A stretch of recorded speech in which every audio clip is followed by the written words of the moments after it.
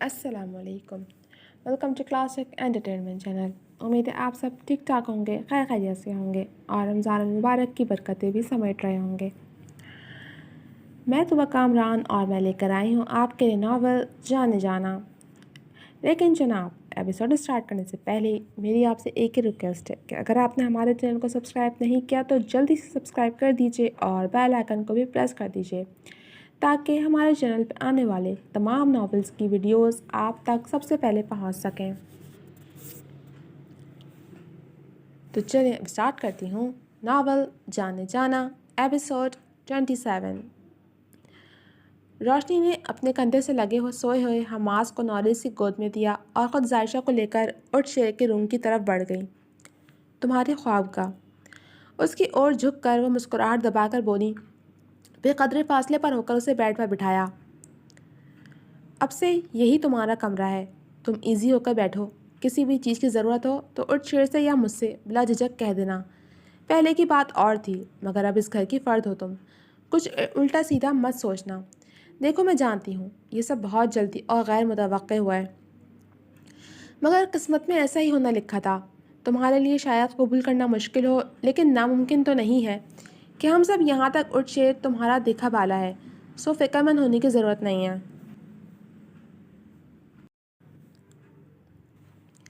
रोशनी उसके पास बैठकर उसे समझा रही थी। जायशा का एक हाथ उनके दोनों हाथों के दरमियान दबा हुआ था। उसने एक खामोश मगर शिकवा भरी नज़र रोशनी पर डाली थी। रोशनी ने एक थकी हुई सांस हवा के सुपुर्द की। वो यहाँ सिर्फ जायशा की ब्रेन वॉशिंग करने आई थी, मगर ये सब इतना आसान भी नहीं था। जायशा बहुत हसास लड़की थी और हालात की तब्दीली को वो एकदम कबूल नहीं कर सकती थी। ये बात उन्हें बखूबी पता चल गई थी। मैं चलती हूँ, हमास नींद से जाग गया तो सुलाना मुश्किल हो जाएगा। वो उसका हाथ थपथपाती हुई बाहर निकल गई। तन्हाई पाकर जायशा एक बार फिर किस्मत की सितम ज़रीबी पर अश्क पार हुई थी। अपने हिस्से में आए अपने हिस्से में आए इस खजारे पर वो जितना रो सकती थी रो रही थी।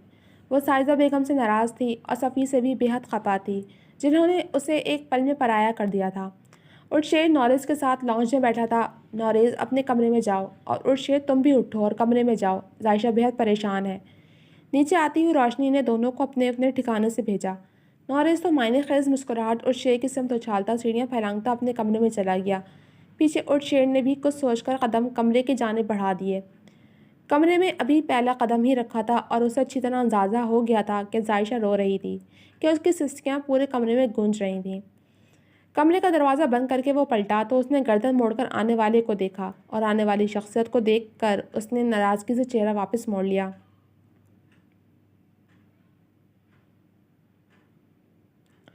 उसका रोना हनूस जारी व सारी था। और शेर खामोशी से उसके सामने बेड पर बैठा। रोने की तो वजह बताएं कि अगर माकूल हो तो मिलकर रोएंगे। उस शेर ने मोहब्बत भरी नज़र उसके रोए रोए हसीन से चेहरे पर डाली, जो रोने से बेतहाशा सुर्ख हो रहा था। ठोरी तले सुर्ख और सफ़ेद हाथ की मुट्ठी बनाए वो फुर्सत उसके सामने बैठा था, उसे नज़रों के हिसार में लिए हुए था। आप अमीरों को रोने की क्या ज़रूरत पड़ी है? सारे रोने तो हम गरीबों के हैं कि जिनके आगे मजबूरियों की खंदक है और बेबसी की कोई हद नहीं। नहायत तल्ख लहजे में कहते वो गुस्से से कह रही थी। अब तो आप भी अमीर हैं। उर्शेर ने मुस्कुराहट दबाई। वहीं जायशा ने एक कटीली निगाह उस पर डाली थी। आपकी करम नवाजी है। जायशा का जवाब बरजस्ता था। खूब फ़ायदा उठाया आपने हमारी मजबूरी का, ख़ासकर मेरी। मेरी माँ को शीशे में उतारकर आप कितने बेफिक्र हो गए थे। क्या आप जानते थे? जायशा अपनी माँ की बात टाल ही नहीं सकती। कितना अच्छा समझती थी मैं आपको, मगर आपने मेरी सारी सोचों पर अपनी कारकर्दगी से पानी फेर दिया। आपको क्या लगता है ये सब करके आप बहुत बड़े बन गए हैं? मुझे हासिल करके ठंडक पड़ गई आपको। हमदर्दी का ये बुखार बहुत महंगा पड़ेगा आपको शेर साहब, कि जिस दिन आपको अपनी इस गलती का एहसास होगा कि आपने कितनी बड़ी गलती की है, तब मैं देखूंगी कितना यारा है आप में, कितना बर्दाश्त कर सकते हैं आप मुझे। मेरी मोहब्बत का भूत आपके सर से चंद दिनों में ही ना उतरा तो फिर कहिएगा। गुस्से में फूली सांसों के दरमियान कहती वो उर्शेर को अपने हवासों में नहीं लगी थी। वो अपने हवासों में होती ही कब थी। उर्शेर से बात करते वक्त उसका गुस्सा उसके हवास यूं भी स्लिप कर लेता था। اور شیر کو اس کی کسی بھی بات پر غصہ نہیں آیا تھا، اس کے برعکس اس کی سوچ پر وہ تعصب زدہ رہ گیا تھا۔ کس قدر غلط سوچتی تھی وہ اس کے بارے میں۔ آپ کو لگتا ہے کہ آپ کو حاصل کرنے کے لیے مجھے آپ کی والدہ کو شیشے میں اتارنے کی ضرورت تھی؟ تو بہت بے وقوف ہیں آپ۔ آپ کے حصول کے لیے مجھے کچھ بھی ذرا بھی تردد کرنے کی ضرورت نہیں تھی۔ چاہتا تو ایک لمحہ نہیں لگاتا، مگر آپ کی رضا بھی مطلوب تھی۔ وہ گہری سنجیدگی سے گویا ہوا۔ ابھی شادی میں میری رضا شامل نہیں ہے، وہ بے تعصب لہجے میں بول کر نمدیدہ ہو گئی۔ آپ اس وقت ٹھیک نہیں ہیں اور آپ کے حواس بھی ٹھیک طرح سے کام نہیں کر رہے۔ آپ کو آرام کی ضرورت ہے۔ ہم اس موضوع پر پھر بات کریں گے۔ یوں بھی اب ساتھی زندگی کٹے گی تو اتنی لمبی زندگی میں کرنے کو کچھ تو ہونا چاہیے نا۔ آپ جھگڑا کیجیے گا، میں محبت کروں گا۔ نرمی سے کہتے اس نے بھرپور استحقاق سے اس کی روشن پیشانی کو اپنے لمس سے مہکایا تو وہ اس کی جرأت پر دنگ رہ گئی۔ یکایک اسے اٹھ شیر سے حیا محسوس ہوئی، پلکیں لرز سی گئیں، دل یوں ہی شور مچانے لگا تو وہ لب دبا گئی۔ میں بالکل ٹھیک ہوں اور اپنے حواسوں میں ہوں، سمجھے آپ؟ اور یہ ایک ساتھ لمبی زندگی تو تب گزرے گی نا جب آپ جیسے کلی کلی منڈلانے والے ایک عورت پر اکتفا کر لیں گے۔ لہنگا سنبھالتی وہ بیڈ سے اٹھ کر اس کے مقابل ہوئی تھی۔ اتنی بے یقینی اچھی نہیں ہوتی ظاہشہ۔ اعتبار کی ڈور کا کوئی سرا تو تھمائے کہ میاں بیوی دو اجنبی لوگ ہوتے ہیں اور ان کے بیچ اس رشتے کو صرف بھروسہ اور یقینی جوڑے رکھتا ہے۔ میرے بارے میں تو خاصی غلط فہمیاں پال رکھی ہیں آپ نے۔ اور شیر کا معیار اتنا گرا ہوا ہرگز نہیں ہے، وہ تو صرف ایک گلاب پر ہی اٹکا ہوا تھا اور اب وہ خوبصورت گلاب اس کی دسترس میں ہے۔ اور شیر اس خوبصورت گلاب کی نرمہٹ محسوس کرنا چاہتا ہے، اس کی خوشبو اپنی سانسوں میں اتارنا چاہتا ہے کہ اس گلاب نے شیر کی زندگی گلزار کر دی ہے۔ وہ اس کے نزدیک ہوا اور دو سنگل انگلیوں سے اس کی ٹھولی کو چھوا تو وہ گلال ہو گئی، یہ جانتے ہوئے بھی کہ گلاب کے ساتھ کانٹے بھی ہوتے ہیں۔ ظاہشہ نے طنزی انداز میں کہتے اس کا ہاتھ جھٹکا۔ وہ اس کا ضبط آزما رہی تھی، مگر وہ اس کی بات پر یوں مسکرایا جیسے بچے کی بات پر مسکرایا جاتا ہے۔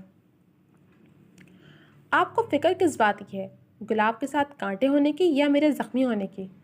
اگر میرے زخمی ہونے کی ہے تو یہ تو بہت خوش آئند بات ہے۔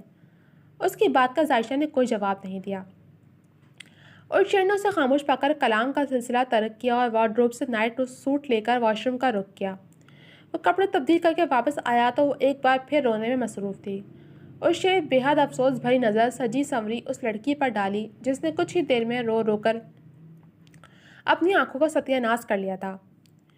وہ خاموشی سے اس کے پاس بیٹھا اور چہرہ رگڑتے اس کے نازک ہاتھ اپنے ہاتھوں میں لیے۔ بس کر دیں ظاہشہ، کیسے رو لیتی ہیں اتنا؟ کہاں سے لاتی ہیں ان ساگروں میں اتنا پانی؟ رو رو کر آپ نے حشر کر لیا ہے، مجھ پہ رحم کریں میری جان، میں آپ کو تکلیف میں نہیں دیکھ سکتا۔ بے حد محبت سے وہ اس کے آنسو اپنی انگلیوں پر چن رہا تھا، دل کی خواہش تھی کہ لبوں سے سارے اشک چن لے، مگر ظاہشہ نے اس کا ہاتھ بھی بری طرح جھٹک دیا۔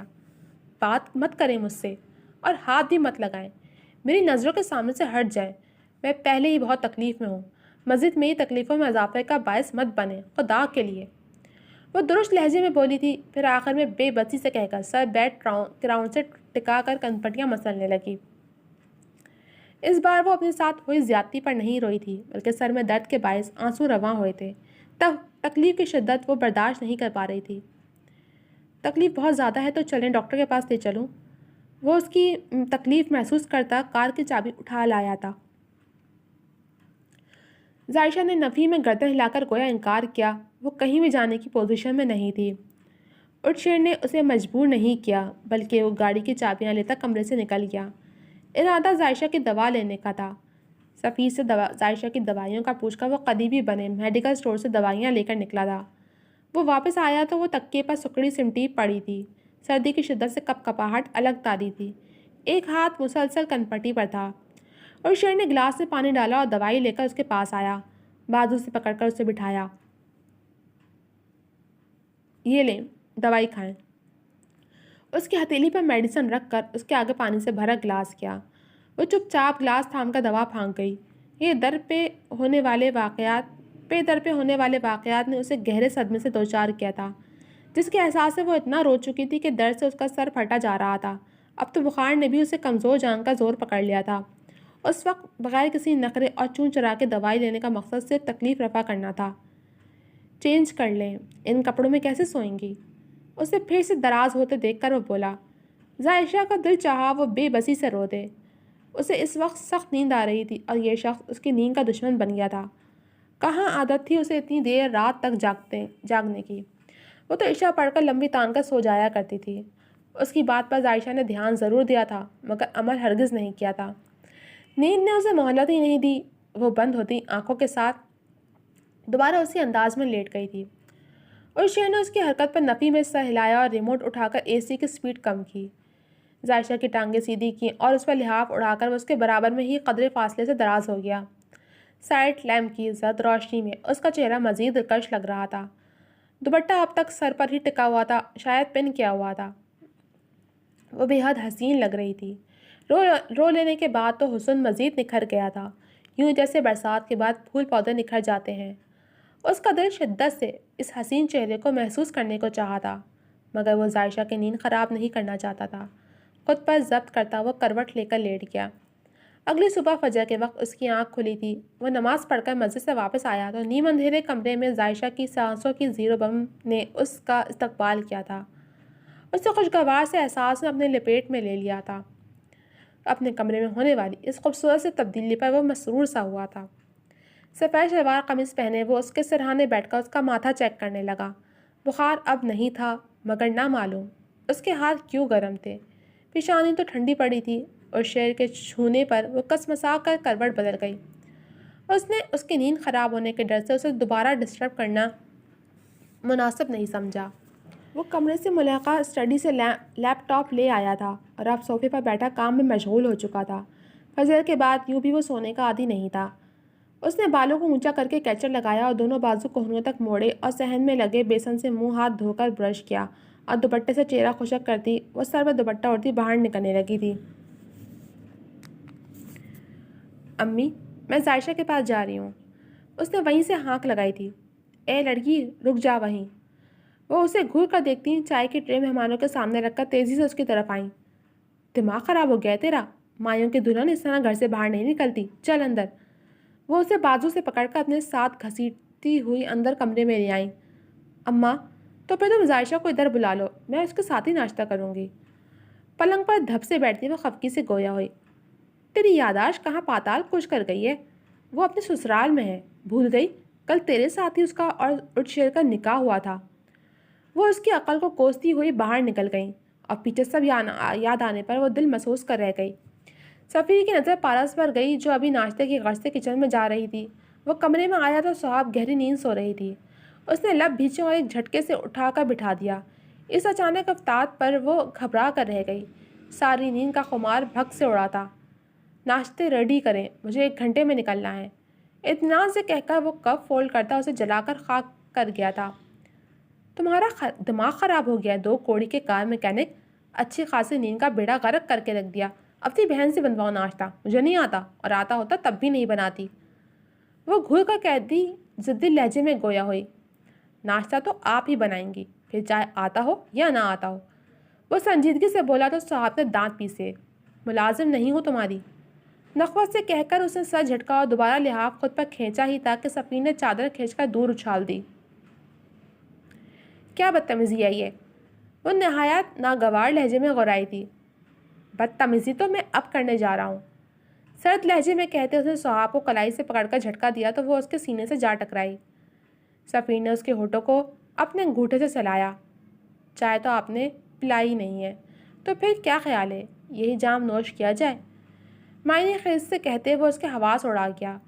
اس کی زرد پڑتی رنگت کی پرواہ کیے بغیر وہ اس کے کندھوں پر دباؤ ڈال کر اسے لٹا چکا تھا۔ صحاب کی مزاحمت ہنوز جاری تھی۔ سفیر نے اس کی دونوں نازک کلائیاں گرفت میں لیں اور اس کے لبوں کو چھوا ہی تھا کہ وہ تیزی سے بولی، میں ناشتہ بناتی ہوں پلیز۔ اس کی نمی گھلی آواز سن کر وہ پیچھے ہٹا تو وہ تیزی سے اٹھی اور تیار ہو کر باہر نکلی۔ صحاب اسے کچن میں دیکھ کر حیران رہ گئی۔ آج ناشتہ میں بناؤں گی، اگر تمہیں اعتراض نہ ہو تو مجھے بتاتی جاؤ۔ وہ نرم لہجے میں آج پارس کے ہوش اڑا رہی تھی۔ اس نے خاموشی میں ہی عافیت جانی ہوئی جیسے جیسے وہ بتاتی گئی ویسے ویسے صحاب کرتی گئی۔ سارا کام ہو گیا، بس بھائی کا پراٹھا رہ گیا، وہ گرم گرم کھانے کے عادی ہیں، بس آنے والے ہوں گے، جلدی سے ان کا پراٹھا بنا لیں، میں تب تک دسترخوان لگاتی ہوں۔ وہ ہدایت دیتی باہر نکل گئی۔ سفیر خوشبوئیں بکھیرتا باہر نکلا تو سہاب کی زوردار چیخ پر تیزی سے کچن میں آیا جہاں وہ گرم تیل سے ہاتھ جلا بیٹھی تھی۔ اف خدایا، لڑکی نے ستیہ ناس مار لیا ہاتھ کا۔ کس نے بولا تھا کچن میں گھسنے کو میرے بچے؟ دیکھو ذرا۔ وہ ٹھنڈا پانی ہاتھ پر بہاتی ہوئی ہمدردانہ لہجے میں اسے ٹوک رہی تھیں۔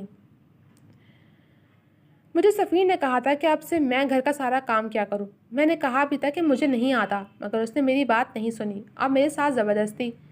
امی، میں کلینک لے جاتا ہوں انہیں۔ اس سے پہلے کہ وہ مزید گل افشانی کرتی، سفیر نے اسے بازو سے پکڑ کر وہاں سے لے گیا۔ پارس نے مسکراہٹ دبائی جبکہ ساجدہ بیگم آسودگی سے مسکرا دیں۔